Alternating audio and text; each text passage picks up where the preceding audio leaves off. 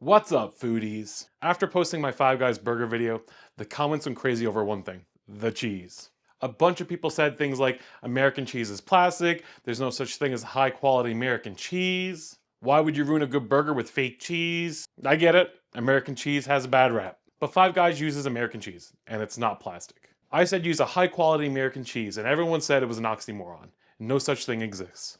So this video is my answer to all that. I'm going to show you how to make real homemade American cheese slices from actual cheese and pantry staples. There's no crazy preservatives or weird powders you gotta use. It's just a simple recipe for American cheese that melts like Five Guys but tastes even better. And I believe American cheese is the best cheese for a burger. And I'm going to show you how to make them. Let's get into it. Grab a bowl and add in 100 ml of lemon juice or lime juice and 1 teaspoon of baking soda. It's going to fizz up, but this is going to make what we need to make the cheese. Let it settle for about 10 seconds.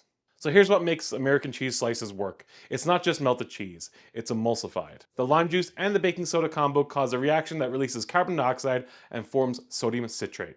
And that's your natural emulsifier. It helps the fat and moisture stay perfectly blended instead of separating and turning greasy. This is the same kind of thing that big brands use, but it's ingredients from your own kitchen. The result is a cheese that melts smoothly, slices cleanly, and doesn't break or curdle. Now pour in 160 milliliters of cream and stir it all together. Then transfer that mixture to a saucepan over medium heat. You want it hot, but not boiling. If it starts to bubble, lower the heat a bit. Alright, start with 400 grams of shredded cheese. I'm using a blend of sharp cheddar and Monterey Jack. It's about 300 grams of sharp cheddar to 100 grams of Monterey Jack. But you can go full cheddar or mix in some other types of cheeses if you want. Now start adding your shredded cheese a handful at a time, stirring constantly while you add the cheese, and don't rush it. You're looking for your cheese to go smooth and glossy. If it starts getting a bit too thick or grainy, toss in a splash of milk and keep it moving. Once it's all melted and the cheese is all emulsified and silky, line a baking sheet with parchment paper. Pour the cheese out and spread it evenly with a spatula. Top it with another piece of parchment, then press a second sheet tray on top. This flattens everything out and gives you a nice even thickness for slicing. Now my sheet trays give a bit more of a gap in between the layers, so it's going to be a bit more thicker of a cheese slice, but that's fine. I'm using this for grilled cheese. Now chill this in the fridge for at least 3 to 4 hours or overnight if you can.